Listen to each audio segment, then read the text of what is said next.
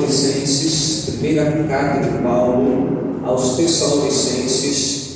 Nós vamos ler hoje o capítulo 4, do versículo 13 ao 18. Nós estamos aqui, semana após semana, meditando na carta de Paulo aos Tessalonicenses.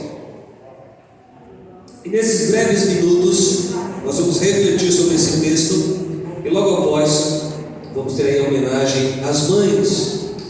Antes de nós lermos o texto, eu queria fazer duas perguntas para você. A primeira pergunta é a seguinte: o que acontece depois da morte? O que acontece depois da morte? Já parou para pensar nisso? O que vem depois da morte? Eu estava dando aula essa semana no ensino médio, dando aula de filosofia, e enquanto eu estava escrevendo no quadro, os alunos lá da turma para quem eu leciono começavam a conversar sobre a morte, e o papo deles era: de que tipo de morte você quer morrer? Papo estranho, né? Enquanto eu escrevia no quadro, eles conversavam entre si sobre o tipo de morte, e um perguntava para o outro: você quer morrer de quê? Você quer morrer como? Aí de repente eu falei assim: esse papo de vocês está meio estranho. E aí um aluno voltou assim para mim e perguntou: professor, o senhor quer morrer de quê? Aí eu respondi assim: olha, eu quero morrer de morte morrida. E aí eu devolvi com uma outra pergunta. Eu perguntei para ele: você sabe o que acontece depois da morte? Aí ele me olhou e disse: não. Aí eu falei para ele: pois bem, eu sei o que vai acontecer depois da morte. Eu sei o que vai acontecer comigo depois da morte. Aí depois eu perguntei para a turma toda: vocês têm medo da morte? E aí vários assim disseram: sim, eu tenho muito medo da morte. Eu disse para eles: olha, eu não tenho medo da morte, muito embora eu não quero morrer. Eu peço para Deus que eu viva muitos anos. Eu quero morrer na velhice. Eu quero ter o privilégio e o prazer de ver os meus netos, quem sabe até bisnetos. E eu falei para eles: olha, eu não quero morrer, mas eu não tenho medo de morrer, porque eu sei o que vai acontecer depois da morte. Qual será a realidade após esta vida? Se eu pudesse perguntar para você nessa manhã, o que você me diria diante desta pergunta? Você tem medo da morte? Qual é a certeza que você tem depois da morte? O que você espera para depois que você passar por essa existência? Todos nós iremos morrer, infelizmente, mas você tem segurança sobre o que vai acontecer depois da morte? Bem, a fé cristã, ela nos dá uma posição, ela nos dá uma certeza, ela nos dá uma segurança do que vai acontecer depois da morte. E isso faz com que nós tenhamos uma postura diante da realidade cruel da morte e a questão da eternidade. Veja, a fé cristã nos ensina algo a respeito da história. Os antigos gregos do passado, eles achavam que a história ela era cíclica, que a história ela caminhava por ciclos, as coisas aconteciam e depois voltavam a acontecer. Só que a história ela não é cíclica, e a história também não caminha para o caos. Alguns filósofos existencialistas dizem que a vida é assim: morreu, acabou. Você deve ter ouvido esta frase. Esta ideia nasceu no século XIX com os filósofos existencialistas, dentre eles um filósofo chamado John Paul Sartre. Para esses filósofos a ideia é a seguinte: olha, morreu, acabou. Você, enquanto aqui está vivendo, você tem que viver ao máximo, dar lugar aos seus prazeres, dar lugar aos seus deleites, dar lugar aos seus desejos. Viva ao máximo a sua vida, porque morreu, acabou. Essa ideia está muito presente hoje em dia. Muitas pessoas têm esse pensamento. Talvez você tenha esse pensamento: morreu,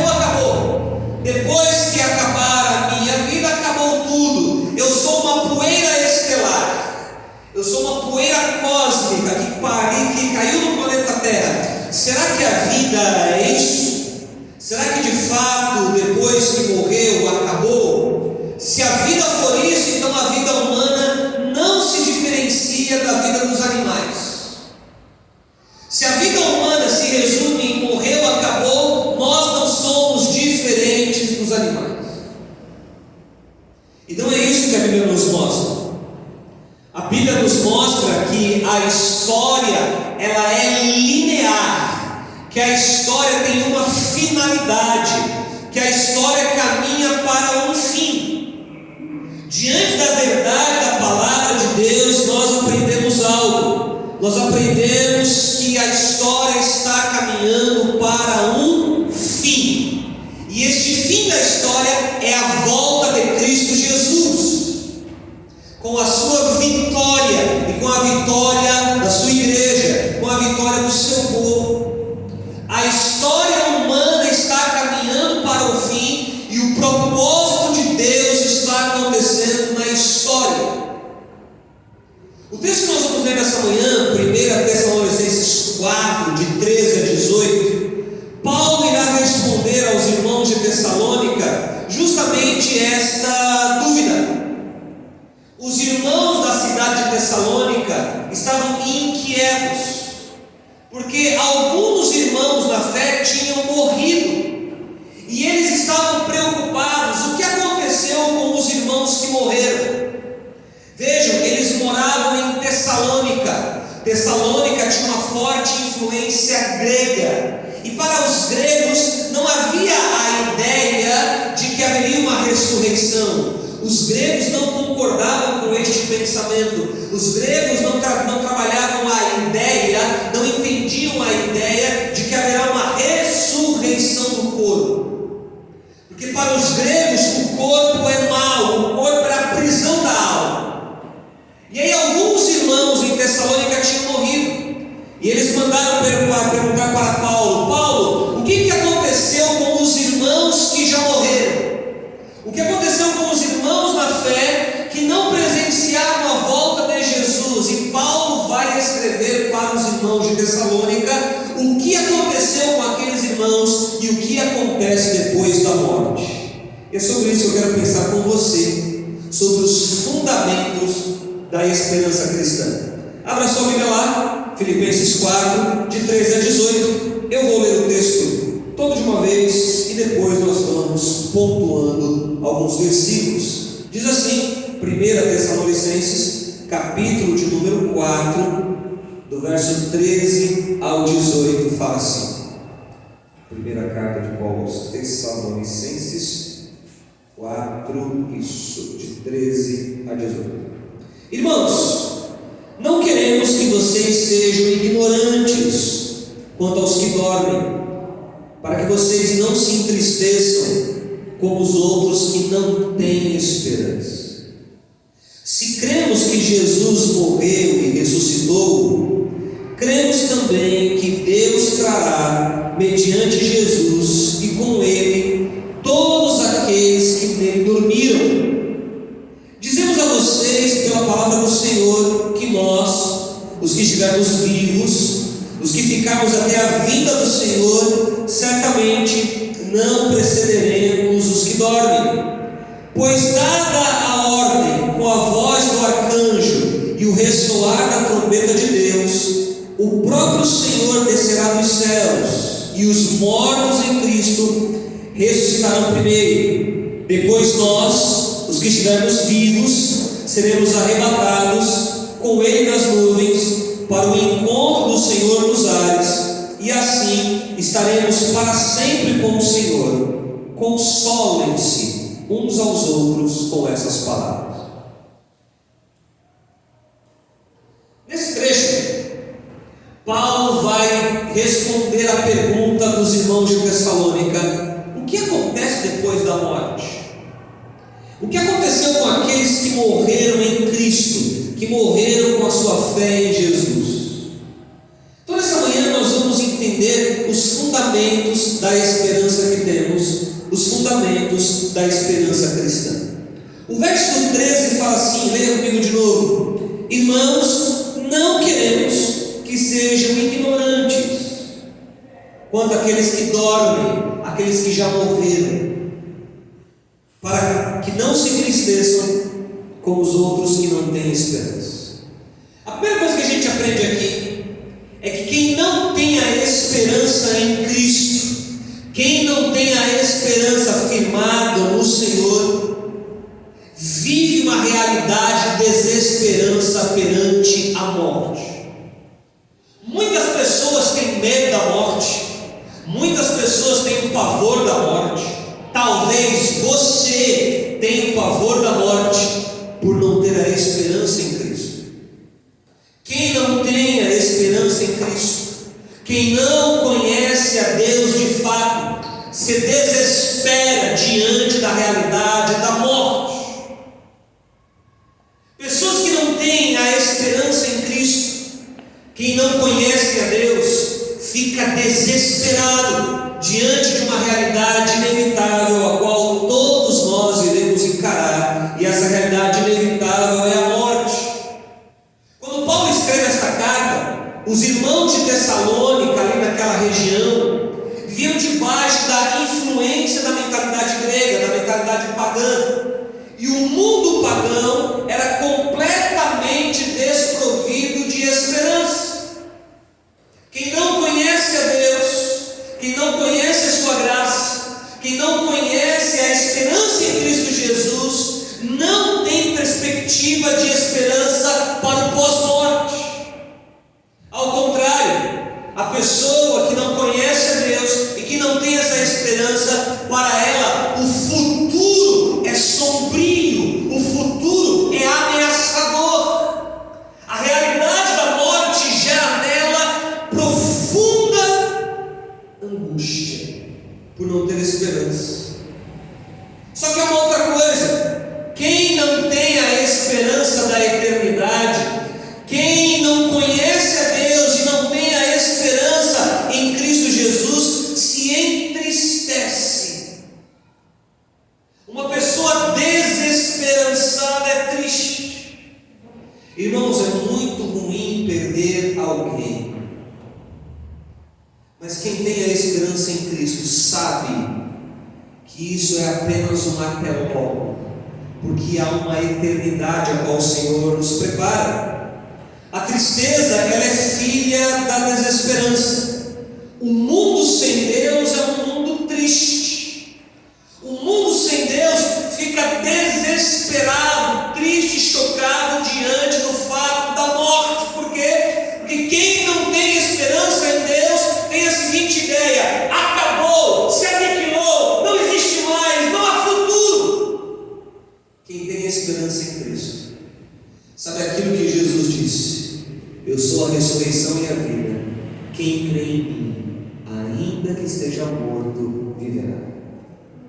É diante desse cenário de desesperança que Paulo está falando aos irmãos de Tessalônica. Ele diz assim: irmãos, não sejam ignorantes, não sejam como aqueles que não têm conhecimento, não sejam como aqueles que não têm a esperança que temos. Nós temos a esperança da glória, nós temos a esperança do reino eterno de Deus, nós temos a esperança em Cristo, e por termos a esperança em Cristo, nós não tememos diante da morte, ainda que não queiramos encarar a morte, ainda que queiramos distância dela.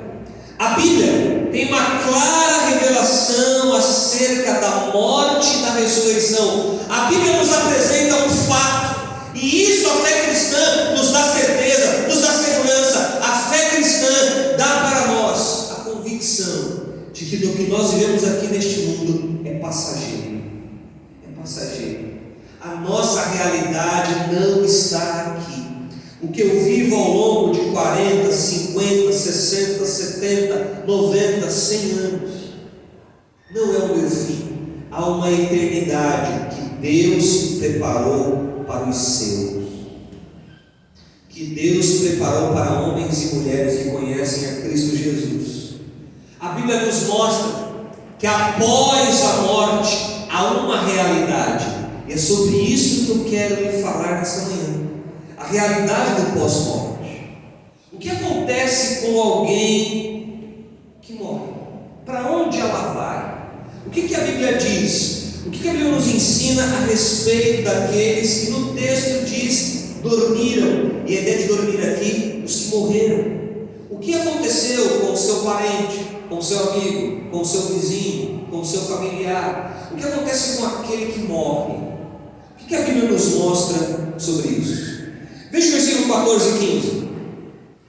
Se cremos que Jesus morreu e ressuscitou, cremos também que Deus trará, mediante Jesus e com Ele, aqueles que nele dormiram. Existem aqueles que morrem em Cristo, existem aqueles que morrem sem Cristo. Os que morrem em Cristo têm a esperança da eternidade. Os que morrem sem Cristo não têm a esperança da eternidade. Verso 15: dizemos a vocês pela palavra do Senhor, que nós, os que estivermos vivos, os que ficarmos até a vinda do Senhor, certamente não precederemos aos que dormem. Paulo aqui, para consolar os irmãos de Tessalônica, que estavam apreensivos, ou melhor, preocupados, em dúvidas e angustiados sobre aqueles que haviam morrido, Paulo faz a primeira afirmativa: Jesus irá voltar. Jesus irá voltar. Nós o adoramos, nós o exaltamos, porque Ele ressuscitou e Ele, ao fim da história, virá para reinar para todo sempre. É nisso que está baseada a nossa esperança. Por isso que mesmo diante da morte não desesperamos, porque Ele ressuscitou, e se eu morri nele, com Ele eu vou ressuscitar, e com Ele estarei para todo sempre. Portanto, os crentes em Cristo devem amar a sua vinda, amar a sua volta. Maranata, vem Jesus! Maranata, vem Jesus buscar a tua igreja, o teu povo. Os crentes em Cristo têm esperança e por isso devem esperar por Ele, porque Ele prometeu voltar. Os crentes em Cristo devem aguardá-lo e devem apressar a sua vinda. De que maneira? Proclamando o Evangelho, anunciando o reino de Deus, levando a graça do Senhor a homens e mulheres. Devemos orar para que isso se acelere. Senhor Jesus, vem. Senhor Jesus, volta para buscar a tua igreja, para buscar o teu povo. Só que outra, devemos estar preparados para este dia. Você está preparado? Você está preparada para a volta de Jesus? O que vai ser da sua eternidade se você morrer hoje? O que vai ser da sua eternidade se você morrer amanhã? O que vai ser de você? A Bíblia nos apresenta que há uma eternidade. E essa eternidade, ela tem algo preparado para quem tem esperança em Cristo, mas também tem algo preparado para quem não entregou a sua vida a Cristo. Nós devemos vigiar a respeito disso. Quais são as lições que nós tiramos desses dois versículos? Primeiro, não é a alma que dorme, é o corpo. O que acontece com uma pessoa quando morre? Ela vai para um lugar intermediário. Este lugar intermediário é um ambiente, é uma outra dimensão, que a Bíblia nos apresenta como paraíso, seio de Abraão, lugar de descanso, ou um outro lugar, o inferno, o Hades, o lugar de tormento. O que acontece com aqueles que morrem neste palco da história? Tem um dos dois possíveis destinos. Abra sua Bíblia em Lucas 16. Lucas 16, verso de número 19. Lucas 16, verso de número 19. Olha o que Jesus diz. Lucas 16, 19. Havia um homem rico que se vestia de púrpura e de linho fino e vivia no luxo todos os dias. Diante do seu portão fora deixado um mendigo chamado Lázaro. Coberto de chagas, ele ansiava comer o que caía da mesa do rico. Até os cães iam lamber as suas feridas. Chegou o dia em que o mendigo morreu e os anjos o levaram para junto de Abraão. O rico também morreu e foi sepultado no Hades, onde estava sendo atormentado. Ele olhou para cima e viu Abraão de longe, com Lázaro ao seu lado. Então chamou: Pai Abraão, tem misericórdia de mim, e manda que Lázaro molhe a ponta do dedo na água e refresque a minha língua, porque estou sofrendo muito neste fogo. Mas Abraão respondeu: Filho, lembre-se de que a sua vida você recebeu coisas boas, enquanto que Lázaro recebeu coisas más. Agora, pois, ele está sendo consolado aqui e você está em sofrimento.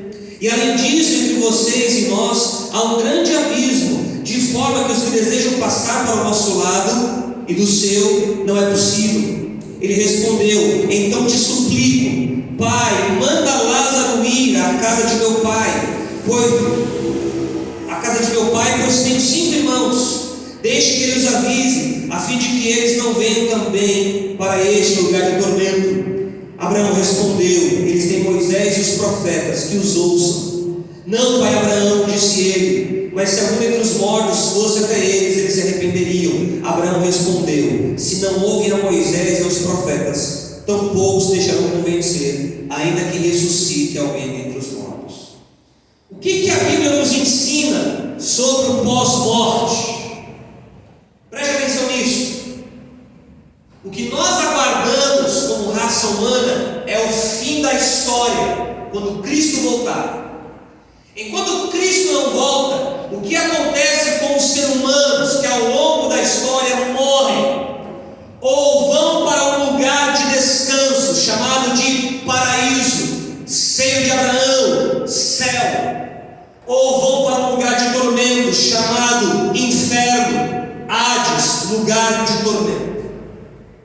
Só existem essas duas dimensões, e não há comunicação entre essas duas dimensões, e não é possível contactar os mortos. Não é possível. Não é possível. Aqueles que morrem estão no lugar intermediário, ou no seio de Abraão, juntamente com o Senhor, aguardando a ressurreição do corpo, num lugar de descanso, no paraíso, num estado de consciência, ou estão num lugar de tormento. A parábola nos ensina isso. A parábola ilustra aquele rico que não tinha o temor a Deus, não pelo fato de ser rico, mas por não ter o temor a Deus, e foi para um lugar de tormento, que a Bíblia chama de inferno, que a Bíblia chama de Hades. Enquanto que Lázaro, que na ideia do texto temia Deus, foi para um lugar de descanso, para o paraíso, para o céu. Lembra quando Jesus estava sendo crucificado e o ladrão ao lado disse assim: Senhor, lembra-te de mim quando entrares no teu reino? O que Jesus disse: hoje estarás comigo no paraíso. O que acontece com uma pessoa quando ela morre? Ou ela vai para o céu, ou ela vai para o inferno. É simples assim. E o que nós aguardamos é o fim da história. Porque quando Cristo voltar, algo vai acontecer. E isso eu quero lhe mostrar. A ideia de que morreu, acabou, de que o espírito foi aniquilado, ela não é bíblica. E a ideia de que há um sono, as pessoas estão dormindo, também não é bíblica. As pessoas estão num estado de consciência, mas não há comunicação entre esses ambientes, e não há comunicação entre nós.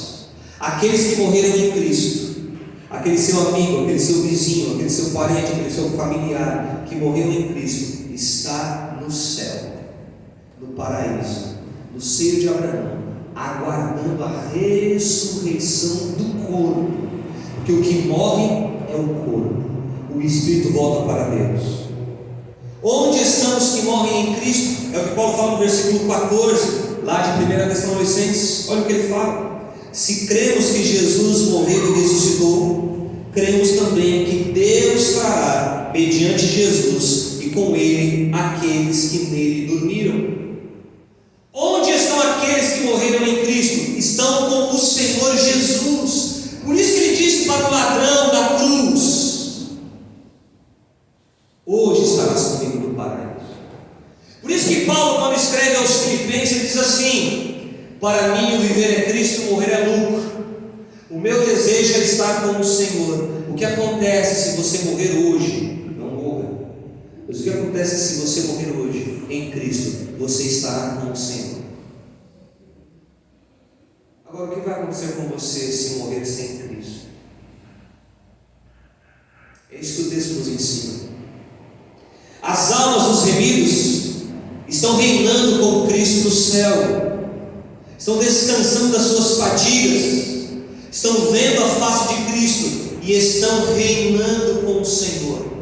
O meu sogro, que foi a pessoa mais próxima de mim, que faleceu nos últimos anos, da minha família, eu sei que ele está com o Senhor, no lugar de descanso, no paraíso, aguardando o fim da história, aguardando a ressurreição do corpo e o estabelecimento definitivo do reino de Deus. Os mortos em Cristo virão com Ele em glória. O que vai acontecer quando a história terminar? Quando a história terminar, quando